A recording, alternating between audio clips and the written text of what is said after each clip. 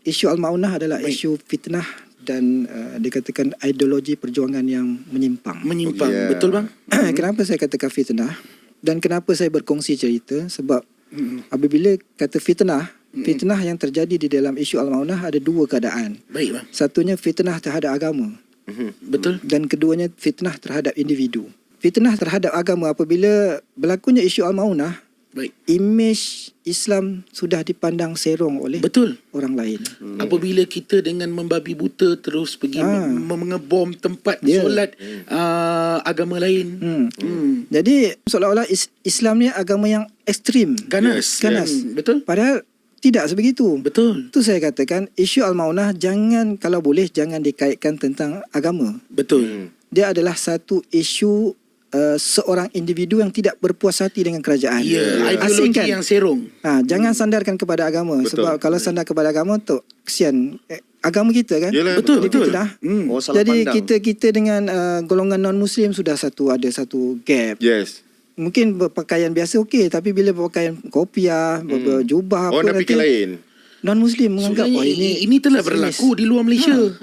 Jadi saya nak beritahu betapa pentingnya menerangkan perkara ini supaya tidak dianggap begitulah, ni satu fitnah. Baik bang, sangat baik. Yang keduanya fitnah terhadap individu.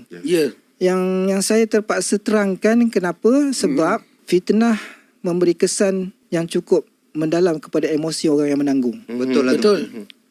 Syuaib pernah mengalami pengalaman. Ya, betul. Saya Dulu pasal Freemason. label Freemason. ya. Fitnah. Macam mana orang yang menanggung fitnah, macam mana perasaan dia? Pula tu melibatkan arwah isteri saya dan dia dia kata maksudnya perginya isteri saya tu Sebab engkau. sebabkan aku pasal Freemason. Nampak Berat tu tuduhan tu. Berat sangat. Orang yang menanggung tu. Betul. Saya dituduh sebagai pengkhianat negara. Sedangkan abang tak tahu. Saya dituduh sebagai seorang yang menerima upah pun pernah dituduh. Masya Allah. Seolah-olah ada ketika tu saya baru masuk penjara, ada seorang pegawai dia kata, berapa kerajaan bayar upah kat engkau ni? Wow. Dia kata seolah-olah kita ni menerima upah untuk meng-create peristiwa ni untuk menjatuhkan satu-satu parti. Masa tu dikaitkan parti. Dia nak politikkan benda ni. Nak politikkan. Jadi kita terbeban tau dengan tumahan fitnah begitu. Berat. Jadi saya nak mengambil kenapa kita perlu terangkan, sebab ini berlaku kepada, kalau boleh diberikan sedikit masa pada Silakan. Boleh. kalau kita pernah dengar kisah Aisyah, isteri Rasulullah, pernah difitnah. Baik. Benda yang sangat berat pada keluarga Rasulullah sendiri. Ya. Kisahnya ketika itu Rasulullah baru balik daripada satu peperangan, rombongan dia. Kemudian Aisyah ni duduk berada di atas unta yang ada hudash, nama dipanggil hudash. Dia tempat duduk tu. Tempat duduk kan. Lepas tu bertutup sebab dibuat khas untuk isteri Rasulullah supaya orang luar tak nampak lah isteri Rasulullah ada di dalam. Ketika rombongan itu berhenti di satu tempat, Aisyah ada hajat. Ada hajat, dia keluarlah daripada tempat hudash itu, dia panggil hudash lah. Selesaikan hajat dia. Kemudian dia balik, tiba-tiba dia tersedar bahawa kalungnya tiada ada. Alamak. Hilang kalungnya. Dia syak tertinggal kat buang hajat tu. Jadi dia pergi cari. Dalam tempoh dia mencari, ahli rombongan Rasulullah ni tak perasan bahawa isteri Rasulullah tak ada kat dalam hudash tu. Jadi diorang pun bergerak. Apabila Aisyah selesai mencari kalung dia dah jumpa, dia balik-balik tengok rombongan dah tak ada. Dia dah tertinggal. Dan kebetulan Aisyah ni satu sosok tubuh orang ni kecil. Jadi dia ada dalam benda tu pun tak ada pun, orang tak perasan. Kalau badan besar mungkin unta ni nak bangun pun rasa berat kan. Tapi tak perasan, sahabat tak perasan. Aisyah mengambil keputusan untuk tunggu. Dia bungkus badan dia, tunggu dengan harapan kot-kot rombongan baru perasan dia nak patah balik.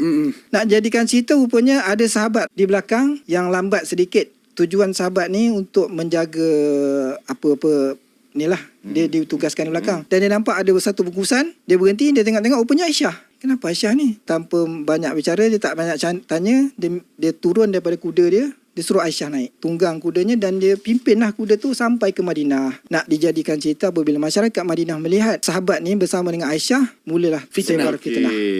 Mengatakan seolah-olah Aisyah sudah berzina. Ada Berat tuduhan ni.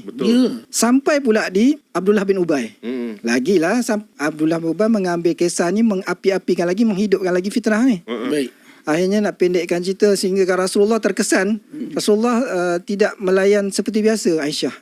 Mula-mula Aisyah tak perasan sebab Aisyah tak tahu tau. Maksudnya Rasulullah pun terkesan Terkesan. Aisyah tak perasan sebabnya pada sampai-sampai tu Aisyah tak berapa sihat. Jadi dia di rumah. Dia tak perasan, dia tengok Rasulullah datang jumpa, kenapa tidak melayani ni seperti biasa. Kan? Dia hairan lah kenapa Rasulullah macam ni. Pendekkan cerita, Aisyah tahu cerita tu. Rupanya dia fitnah. Dia berzina dengan sahabat ni. Dia balik rumah mak dia, pingsan Aisyah bila dengar cerita. Allah. Rasulullah sehinggakan Rasulullah terpaksa bertanya kepada sahabat-sahabat, tanya pendapat. Nak buat macam mana ni? Kesan dia, ada sahabat-sahabat yang percaya bahawa Aisyah ni memang berzina. Oh, fitnah. Fitnah tu berat, fitnah ni. Aisyah dia memang dah, dia punya down dia, dengar tu dia memang down habis lah. Rasulullah tanya sahabat nak buat macam mana. Sehingga kan Ali beri cadangan, wahai Rasulullah, ramai lagi perempuan lain. Seolah-olah nak lepaskanlah Aisyah tu. Wow. Tak apa. Sahabat rapat. Berat tu, berat. Oh, kisah ni tak pernah dengar. Hadis apa ni Ustaz? Memang hadis Rasulullah. Kisah ni kisah Rasulullah. Rasulullah tanya sahabat. Rasulullah tanya sendiri pada Zainab, isteri Rasulullah yang satu. Apa pendapat engkau tentang kisah Aisyah ni? Zainab kata, aku tidak percayakan tuduhan itu. Zainab kata, yang aku kenal Aisyah ni seorang yang baik. Sahabat dia yang rapat dengan Rasulullah pun cakap macam tu. Aku tak percaya tuduhan tu. Kesan tau. Orang yang pernah kena fitnah memang tahulah tanggungan kesan. Ini Rasulullah. Rasulullah isteri dia difitnah. Allah nak membersihkan Aisyah dengan turunnya ayat Quran surah An-Nur ayat 11 hingga 19. Baik. Untuk membersihkan imej Aisyah. Jadi daripada kisah ini, saya kata, tindakan Syuaib dulu buat press conference kan untuk nak menjelaskan.